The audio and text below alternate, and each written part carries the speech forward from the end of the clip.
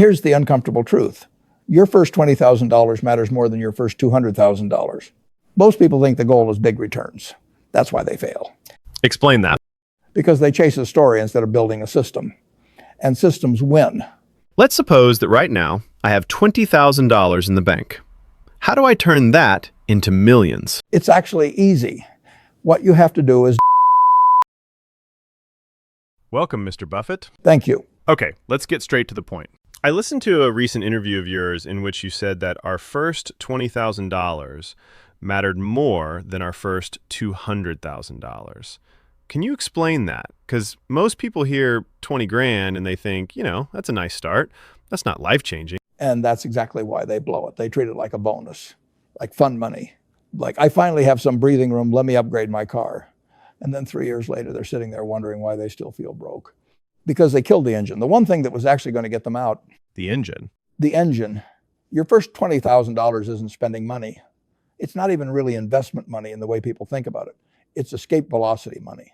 It's the thing that gets you off the ground. And if you burn it on a lifestyle upgrade before you build a system, you don't just lose cash, you lose time.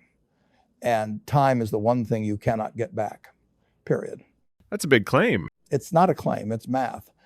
And there's one mistake almost everyone makes at this stage. We'll get into it. But first I want people to understand what's actually at stake here. Okay, so let's get into that. Why should someone listening to this right now, maybe they're driving to work, maybe they're at the gym, why should they actually care? Like really care? Not, investing is important care. I mean, stop what you're doing care. Because $20,000 changes your behavior, not just your bank account, your behavior. It gives you something I call refusal power. Refusal power. I like that. What does that mean? It means the ability to say no. Think about how many bad decisions people make because they literally cannot afford to walk away. They stay in a job that's destroying them. They take a deal they know is garbage. They put up with stuff in their personal life that they shouldn't have to because leaving costs money they don't have. So it's not about returns, it's about options. Exactly. Look, if you put 15% of your income into an S&P 500 index across your working life, you end up with over $1.5 million. That's not some genius stock picking strategy. That's just showing up and being consistent. So the real risk isn't missing the next NVIDIA or whatever. No. The real risk is never building the machine in the first place. Because here's what happens. You don't invest. You spend. You tell yourself you'll start next year. And then one day you're 42 and you're still hoping you get lucky. You become the person who needs luck instead of the person who runs a plan. And those are very different people. All right. So someone's listening. They've got $20,000 saved up, or they're about to. What do? Give me the simplest version of this. Okay. I call it the $20,000 split. 3 buckets. It's simple, boring, and it works. That's the whole point. Go. Bucket 1, I call it armor. That's 30 to 50% of your money. Bucket 2 is core. That's 40 to 60%. And bucket 3 is edge. That's 0 to 10%. And yeah, I said 0. Because for most people, edge shouldn't even exist yet. That's a wide range on those numbers, though. 30 to 50 for armor? Why not just give me a number? Because your life isn't the same as mine. Someone who's 24 with no kids and a stable tech job, different from someone who's 31 freelancing and just had a baby. The percentages flex, but the logic and the order are fixed. You always build armor first. So define them. What is armor? Armor is the money that keeps you alive when everything goes sideways. And something will go sideways. Your car breaks down, you get laid off, your landlord jacks up the rent. Armor is cash or near cash, high yield savings account, short-term government bills. Money you can access in 48 hours without selling a single investment. That's the whole point. You never want to be in a position where you're forced to sell your investments during a market crash because your transmission blew up. That is how people go from investors to gamblers overnight. And core? Core is where the wealth actually gets built. Broad, low-cost index funds. You're not trying to find the next Amazon. You're buying the entire haystack. An S&P 500 ETF, a total market fund, something boring, something with low fees, something you don't touch for years. Years? Yes, years. This is not money you look at every day. This is not money you panic sell when the market drops 8% on a Tuesday and Twitter is on fire. This is money that sits there and compounds quietly for a long time. And edge? Edge is your learning money. Maybe it's a single stock you believe in. Maybe you put $1,000 into crypto because you want skin in the game to actually learn how it works. Maybe you use it to test a side hustle, but it's capped hard. You don't put real money into edge until your armor and core are solid. Give me a real example. $20,000. How does it actually look? Sure, let's say you're 27, you've got a stable job, no major debt. Here's what I'd do. $8,000 into armor, high yield savings account done.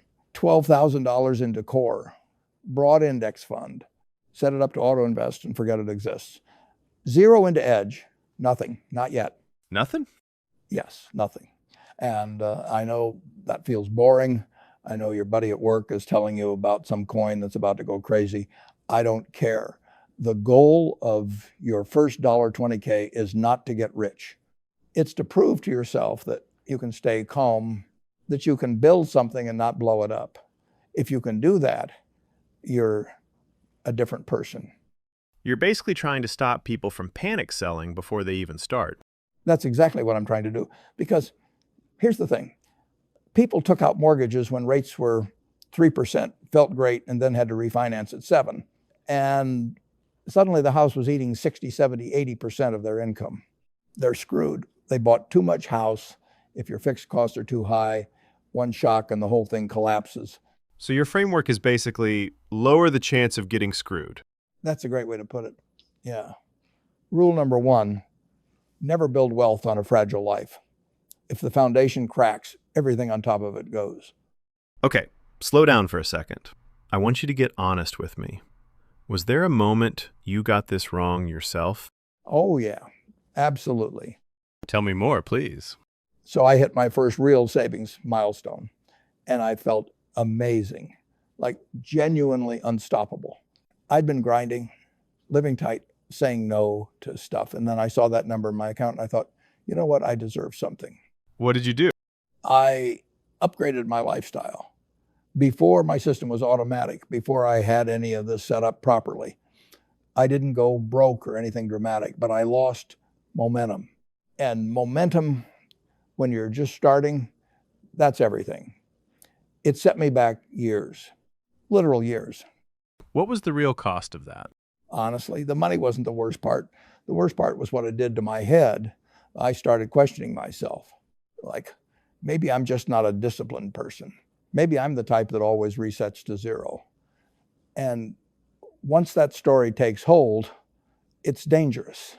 Because if you believe you're the person who always starts over, eventually you stop starting. That's an identity thing, not a money thing. 100%. And that's what people don't get about the first $20K. It's not just math. It's a mirror. It shows you who you are when nobody's watching. When the market dips and you don't panic, when your friends are outspending and you stay the course, that builds something inside you that no stock can give you.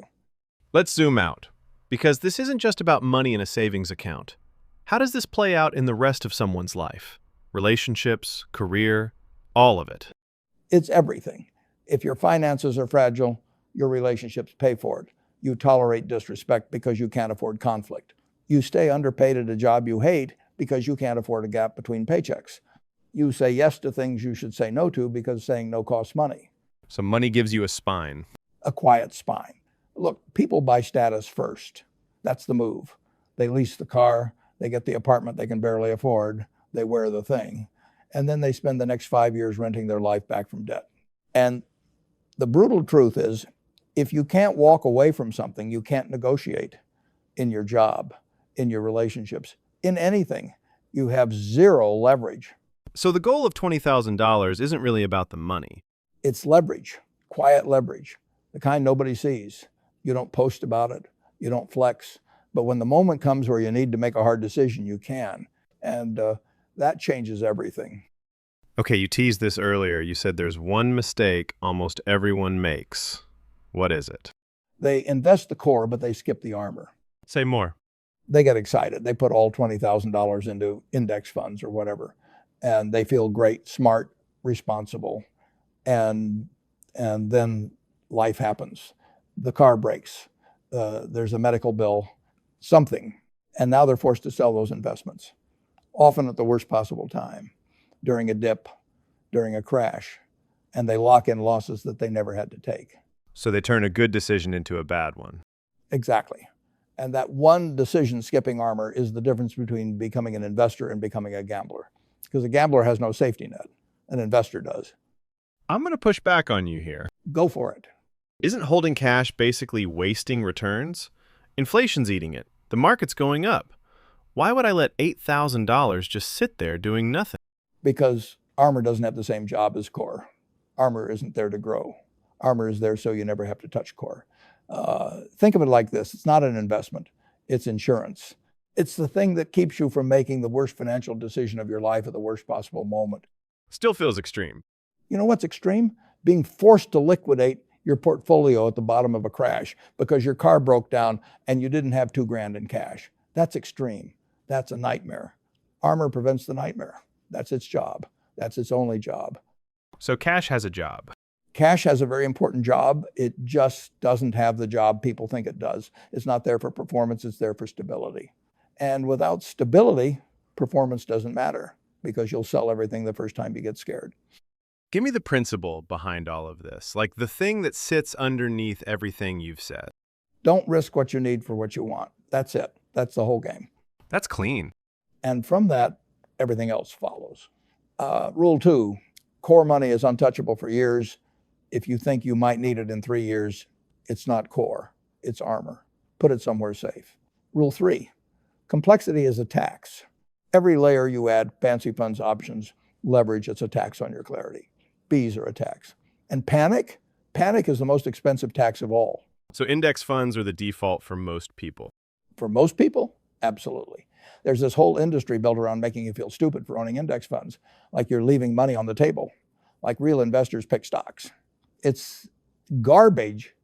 People swear they can beat the S&P over any real stretch of time. They can't. Almost nobody can. So just own the index, keep fees low, and let time do its thing. All right, give me the actual steps. Someone finishes this episode, puts their phone down. What do they do tomorrow morning?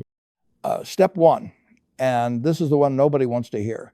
Kill expensive debt first. If you've got credit card debt at 22% interest, you are not investing. You are putting out a fire.